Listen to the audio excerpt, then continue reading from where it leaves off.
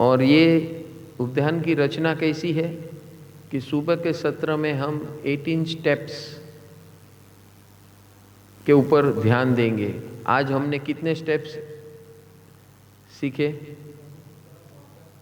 प्रभु कृपा व्हाट्सअप, ये एक स्टेप हो गया। जागृति व्हाट्सअप एंड प्रभु कृपा एक स्टेप हो गया। दूसरा क्या हुआ?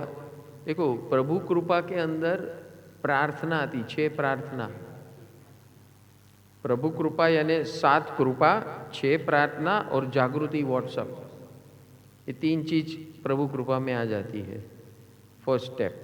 सेकेंड स्टेप के अंदर 5 धुन। धुन क्यों बोल रहे हो इसको? धुन क्यों बोलते हैं? बिकॉज धुन इज ए वेव फॉर्म। हम 5 प्रकार के वेव फॉर्म खड़े करते हैं। धुन मीन्स वेव फॉर्म। हमारे अंदर जो कर्म की सत्ता है वो भी वेव फॉर्म है। वो पूरा जैसे वायु का वलय कैसे आता है, पानी का मोजे कैसे आते हैं, वैसे कर्म के मोजे भी ऐसे ही आते हैं। समझ गए? और it is established bye quantum physics. Quantum physics में भी ये प्रूव हुआ है आज के विज्ञान में कि हमारे अंदर वो जैसे मोजे आते हैं दरिया के अंदर, सागर के अंदर, वैसे हमारे अंदर भी मोजे आते हैं। अभी ये हवा का मोजा आ रहा था, आपने उसको रोकने की कोशिश की, तो मोजे के सामने लड़ाई मत करो। नहीं, डबल नहीं आएंगे। हम रोकते हैं, उसके लिए उसका इफेक्ट डबल होता है। प्रेशर बढ़ता है, प्रेशर बढ़ता है। तो कभी भी मोजे से लड़ाई नहीं करना है, हमें उसको रास्ता देना है, उसको फ्लो होने देना है।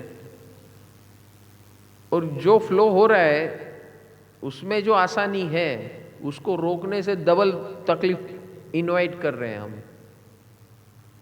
तो कभी भी लॉ ऑफ नेचर के सामने लड़ाई करना मूर्खता है।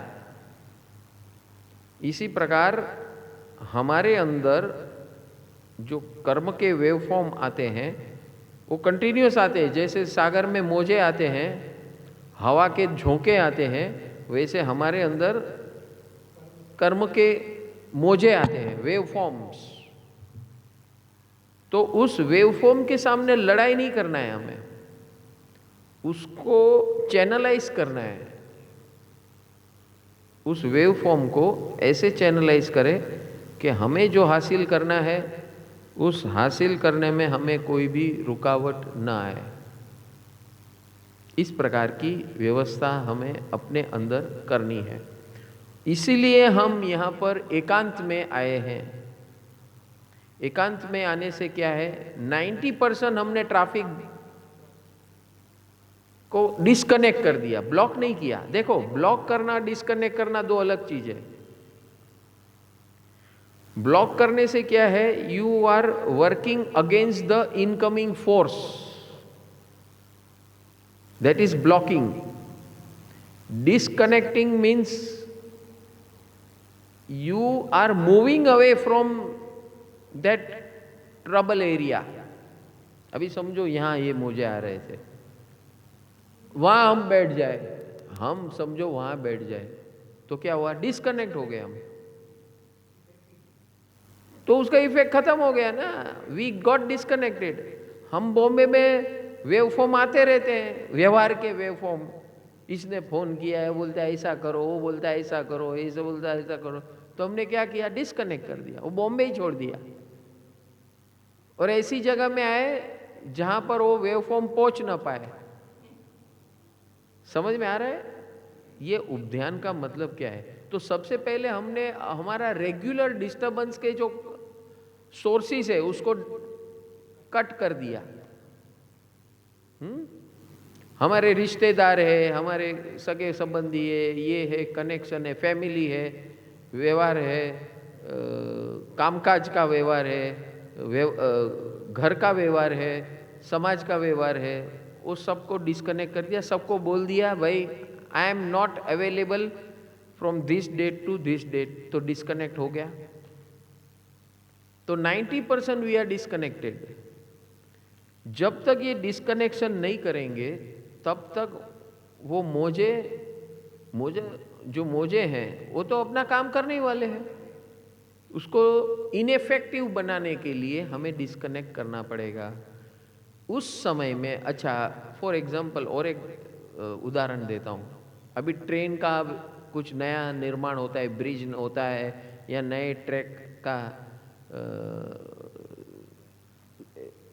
कंस्ट्रक्शन होता है, तो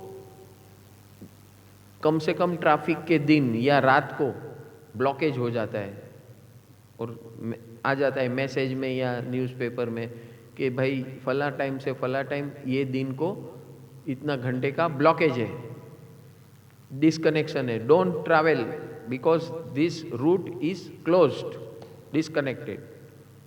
बराबर है? तो कोई लोग जाएंगे नहीं तो वो आराम से अपना काम कर सकते हैं। अभी समझ में आया उपदान का मतलब? उपदान का मतलब we have purposely disconnected from our daily routine. जो हमको रोज नचाते हैं, डांस कराते हैं, वो सारे जो कारण है, निमित्त है, उसको हमने डिस्कनेक्ट कर दिया। तो हमें यहां आकर अपने ऊपर फोकस करने का मौका मिलता है। So that is the first role of उपध्यान। नाउ फोकस अभी अपने ऊपर करना है तो क्या करना है? डिस्कनेक्ट तो हो गए, यहां आ गए, बैठ गए भगवान के चरणों में, काम शुरू करना है। तो शुरू काम करना है तो उसमें 18 स्टेप्स बताए भगवान ने कि ये 18 स्टेप्स आपको अपने जीवन में डिस्कनेक्ट तो कर दिया, लेकिन अभी नई लाइन बिछानी है। जैसे रेलवे की नई लाइन बिछानी है, वैसे हमें नए संस्कार बिछाने हैं अपने अंदर। तो हम ये 90% जो एक्टिविटी हमें शांति से बैठने नहीं देती है, वो डिस्कनेक्ट किया, तब जाके हम नए संस्कार एस्टैब्लिश कर सकते हैं। समझ में आ रहा है? सो अभी ये मौका बार बार आता नहीं है। जो काम करना है वो 15 दिन में करना है। वो जो ट्रेन वाले को, स्टाफ को मालूम है कि जो अभी ये ब्लॉकेज का टाइम है 4 घंटा 5 घंटा, तो उसमें हमें सब कुछ कंप्लीट करना है, टारगेटेड वर्क। तो यहां भी हमें अपने जीवन के 7 क्षेत्र के काम पूरे करने हैं। So are you all ready, focused? क्योंकि ये ऐसा मौका साल में एक ही बार आता है जहां पर हम अपने ऊपर फोकस करने 15 दिन का गैप लिया है, सब दुनियादारी छोड़कर आए हैं, और उस 15 दिन में हमें 7 क्षेत्र के काम करने हैं।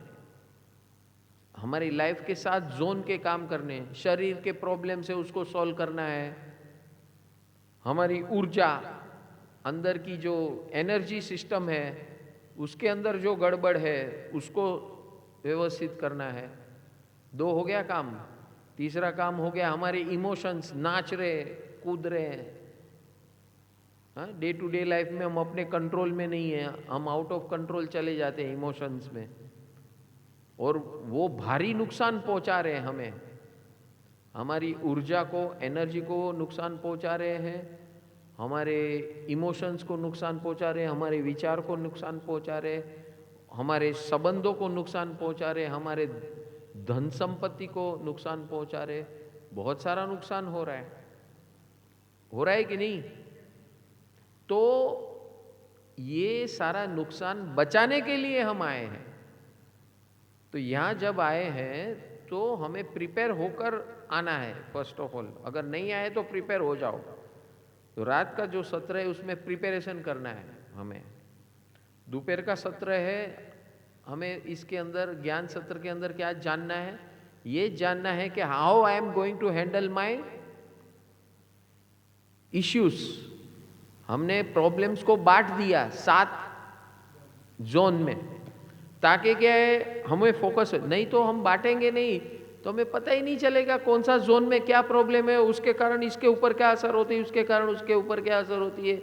एक दूसरे, देखो इंसान तो हम एक ही है, तो सब डिपार्टमेंट तो एक ही कंपनी का है, तो कोई भी डिपार्टमेंट में गड़बड़ होगा तो सब डिपार्टमेंट में असर होगी, पूरी कंपनी में असर होगी।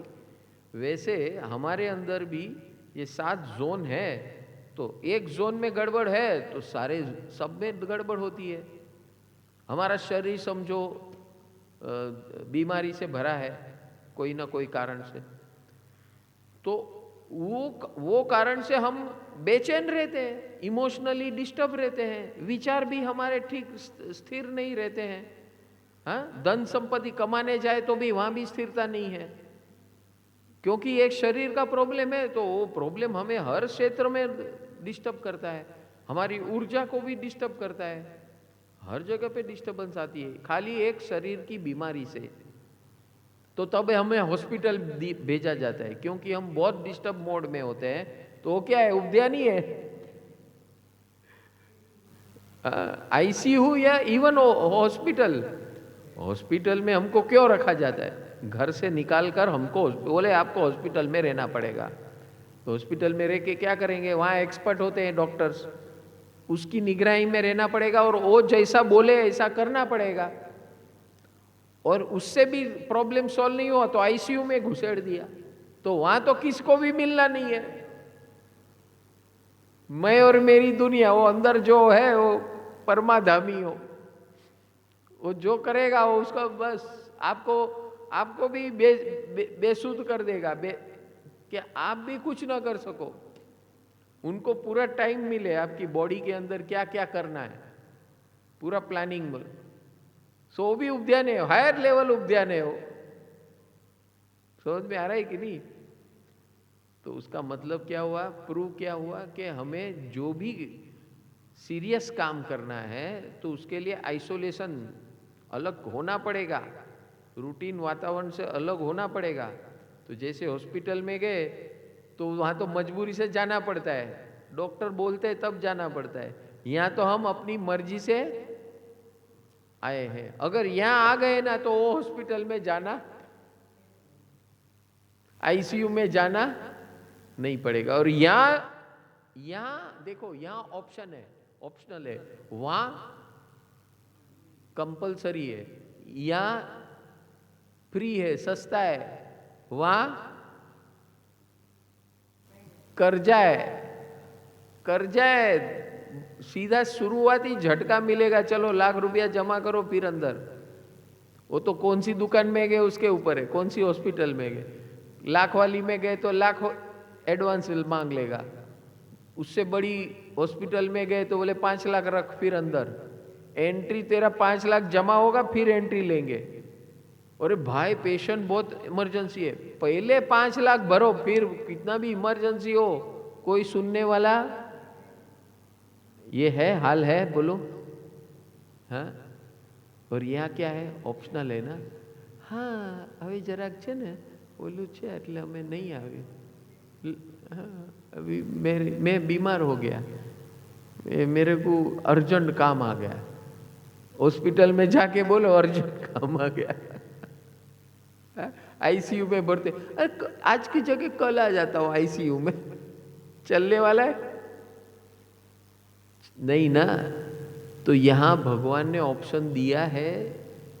और अच्छा दूसरी बात, यहाँ पर और एक ब्यूटी क्या है, यहाँ लोग आपको बार बार प्रेरणा करते हैं, बार बार आपको पीठ के ऊपर हाथ फिराते हैं, बोले आवी जा बेटा, आवी जा, जल्दी आओ, आ जाओ, 50-50 फोन करते हैं आप लोगों को। फिर भी जितना पंपाड़ते हैं उतना ज़्यादा हम नाटक करते हैं। अभी ये जो नहीं सुनता है, ये बुलावा नहीं सुनता है, फिर उसका अंत क्या है, वो तेरा आईसीयू भी कुछ नहीं कर पाएगा। यहां जो आ गया उसको अस्पताल में जाना नहीं पड़ेगा, वो पैसे वाला उद्यान है। यहां आईसीयू भी है, ऑपरेशन भी है, सब फ्री में है। है कि नहीं? प्रभु की कृपा से फ्री है ना, और क्या है? जो आप डोनेशन करते हैं वो क्या है? वो अमाउंट क्या है इसके सामने? वहां तो एंट्री में तुम्हारा सीधा 1,00,000-5,00,000 रुपया घसीट लेगा अंदर, और वो भर दिया तो समझ लो आपका वापस नहीं आने वाला है। कैसे भी बिल बनाकर आपका पैकेट पूरा कर देगा, नहीं तो आप पूरे हो जाएंगे। आपका पार्सल बना के आईसीयू में से सीधा स्मशान में। समझ में आया? कर्म सत्ता की, ये कर्म सत्ता को समझो। और यहां आ गए हैं ना जो भी आ गए, और जो भी अभी भी घर में बैठे हैं ना, वो सुन लो बराबर। हाँ, ऑनलाइन अगर हो तो सुन लो बराबर। जब भगवान का बुलावा आता है, और भगवान जब अपने को मौका देते हैं, साल में एक बार 15 दिन तू आ जा मेरे घर में, सब दुनियादारी छोड़ जा। छोकरी दीकरी सासरे गई હોય અને એને ત્યાં તોફાન ચાલતું હોય, એને સેટ ન થતી હોય તો શું કે મા બાપ? શું કે?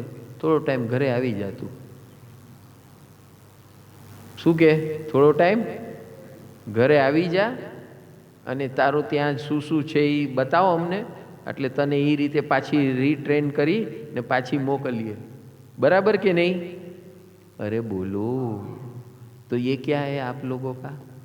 ये उद्यान है कि पियर है?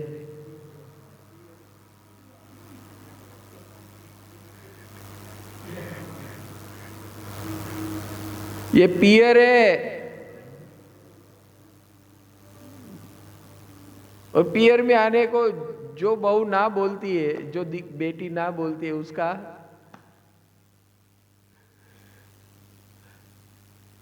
और बुलावा किसका है? ये माँ का बुलावा नहीं है, एक बाप के बाप का बुलावा है, माँ की माँ का बुलावा है, माँ के बाप का बुलावा है। जब ऐसा बुलावा आता है ना, नकारना मत। और नकार दिया कोई भी कारण सर, कारण का महत्व है ही नहीं। देखो, आप आईसीयू में नहीं गए तो वहां कारण नहीं पूछ, अरे कौन से कारण से आप नहीं आ पाए, आए कि ना आए, सीधा इधर गड़बड़ है तो चलो इसके सांस बंद करो, भेजो स्मशान में। सीधा मैथमेटिक्स और साइंस चलता है कि नहीं? अरे बोलो, समझ गए? अरे जरा आटलू काम हतुं ने तमे समझो ने भाई। कर्म को आप बोलो, कर्म सत्ता को जरा समझो ना, आप कितना तकलीफ में। ऐसा आप तो इधर भी तकलीफ करते, उधर भी तकलीफ करते, इधर की तकलीफ के कारण हम हॉस्पिटल में नहीं जा सकते। कोई सुनेगा आपकी ऐसी बात? नहीं ना। तो ये वेव फॉर्म है, वेव फॉर्म। सागर में जब मोजे आते हैं ना, बड़े बड़े ऊंचे 40 फुट 50 फुट 100 फुट के मोजे आते हैं, और वहां से कोई शिप पास हो रही है तो मोजे को बोल सकती है, अरे जरा मैं पास हो जाऊं फिर आ जाना। होता है ऐसा? नहीं ना। या तेरी हिम्मत है तो आ जा, या उधर रुक जा जहां रुक खड़ा है, वहां से आगे मत आना, इसको पास होने दे फिर तू जाना। बराबर है कि नहीं? अरे बोलो। अच्छा, अभी वहां तो ऑप्शन है कि तू पास हो जा तो हम रुक जाते हैं। यहां हमारे समय में कोई रुकावट है क्या? Can we stop time? No. When we cannot stop time, can we stop कर्म सत्ता का wave form? No. Then what is the option? Option is this udyan. Come in udyan, make correction, be prepared to face your all your storms. जो भी आएगा उसका मुकाबला करने की ताकत और क्षमता हम आपके अंदर भर देंगे। ताकत, क्षमता एंड स्मार्टनेस। ज्ञान यानी स्मार्टनेस टू हैंडल।